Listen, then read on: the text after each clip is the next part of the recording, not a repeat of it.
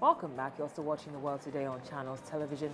Now it's time to shift our attention to the African continent, and of course we start right here in Nigeria. 16,000 resident doctors sacked by the federal government 3 weeks ago have been cleared to resume work. President Goodluck Jonathan had suspended their residency training program on August the 13th, citing a need to reappraise the challenges in the nation's health sector. The order for all federal government hospitals to reinstate the resident doctors who had been on strike takes effect immediately, while the ongoing appraisal of the program continues. Now, it's highly unfortunate, but Senegal's health ministry has confirmed a first case of the Ebola virus disease, thereby making it the 5th West African country to be affected by the outbreak. Just this morning, the health minister, Marie Kolsek, told reporters that a young man from Guinea was confirmed to have contracted the virus. However, the man was immediately placed in quarantine. The current outbreak, which began in Guinea, has killed more than 1,500 people across the region. At least 3,000 people have been infected with the virus, and the World Health Organization has warned that it could get much worse and infect more than 20,000 people. Senegal had previously closed its border with Guinea in an attempt to halt the spread of the virus, but its frontiers are permeable. Still talking health, residents of Guinea's second biggest city have rioted after the market there was sprayed with disinfectant in a bid to halt the spread of the Ebola virus. Health workers and the hospital in Nzerekore were attacked by people reportedly shouting, "Ebola is a lie." The exact cause of the riot is not clear for now, but we do know for certain that some also reportedly feared the spray would contribute to spreading the virus. There have been relatively few cases in Guinea recently, with far higher infection rates in neighboring Liberia and Sierra Leone. In other news, a relative calm has allowed for the slow return of residents in Bangui in the Central African Republic who fled conflicts more than a year ago after a coup plunged the impoverished country into sectarian violence. The former French colony was thrown into turmoil in 2013 after the takeover of the majority Christian country by Seleka, a mostly Muslim rebel force. Its abuses while in power led to the creation of a defense militia and cycles of killing. The Seleka rebels stepped down earlier this year under intense international pressure, but a weak interim government and thousands of French and African peacekeepers have struggled to stamp out violence between Muslim and Christian communities. France has about 2,000 soldiers in the country, and some 6,000 African Union troops there will in September be rerouted as UN peacekeepers. Most Muslims have fled the south of the country to escape violence, creating a de facto partition. Despite ongoing sporadic attacks in the city, there is a renewed push by neighborhood residents to encourage unity. But thousands of displaced people remain skeptical and say they fear for their lives. This displaced camp at the Bangui airport currently hosts more than 44,000 people. The Central African Republic has deposits of gold, diamonds, and other minerals, but remains one of the world's poorest states with a history of internal strife and slipover from conflicts in Sudan, South Sudan, and the Democratic Republic of Congo. On August 11th, Seleka rebels said they would not take part in a national unity government as they were not consulted about the choice of prime minister and said they may rethink July's ceasefire deal. Well, it is Judgment Day for 4 men who've been found guilty of trying to murder Rwanda's former army chief, General Faustin Kayumba Nyamwasa, in South Africa back in June 2010.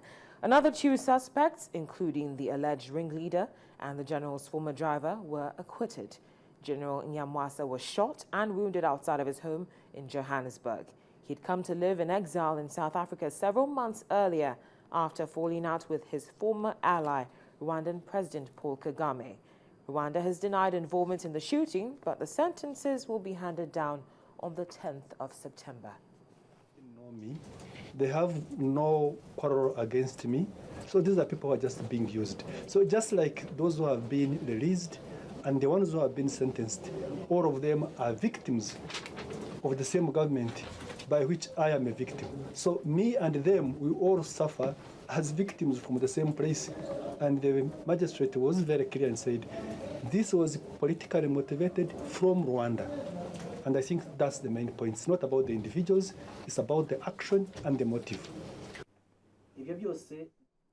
Rwanda's former army chief there, General Faustin Kayumba Nyamwasa. We'll take a break on the world today, but when we come back, we're going to be talking about flowers and world records. Please stay with us.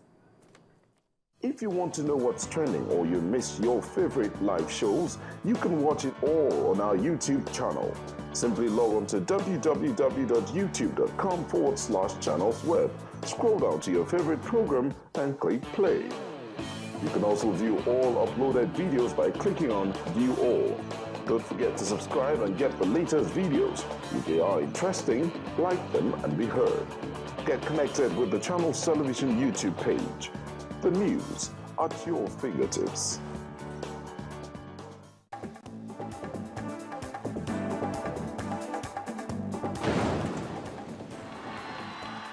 Welcome back. You're still watching The World Today on Channels Television. Now, just before we call it a day, do you love flowers and world records?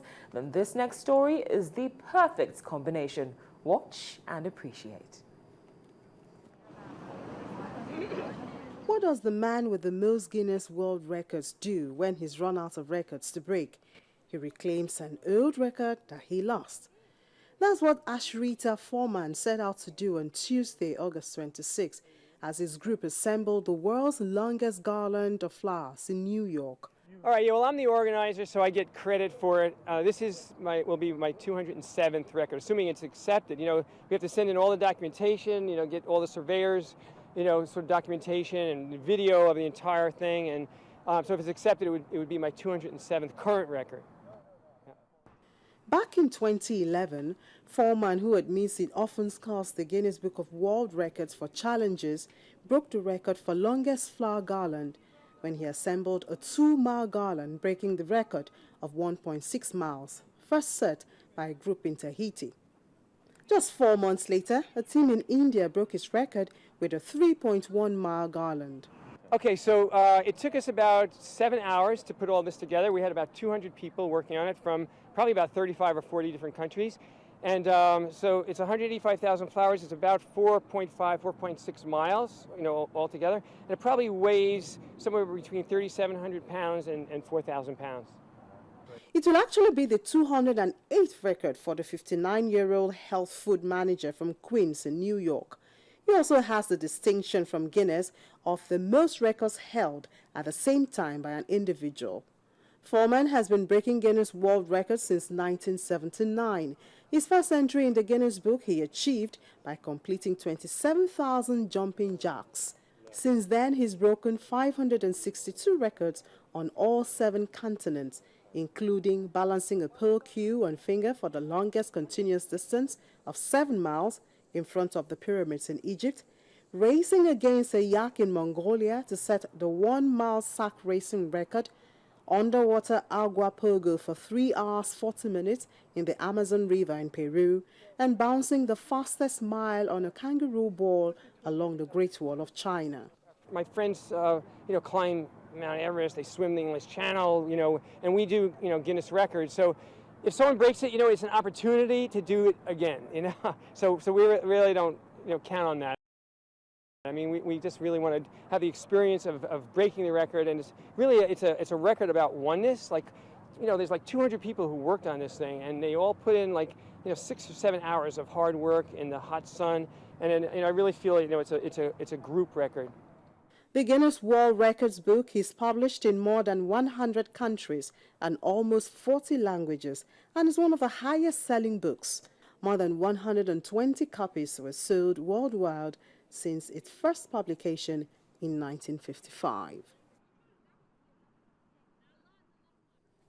Well, he definitely has an addiction for breaking world records, but that's where we leave it on The World Today. Thank you for joining us.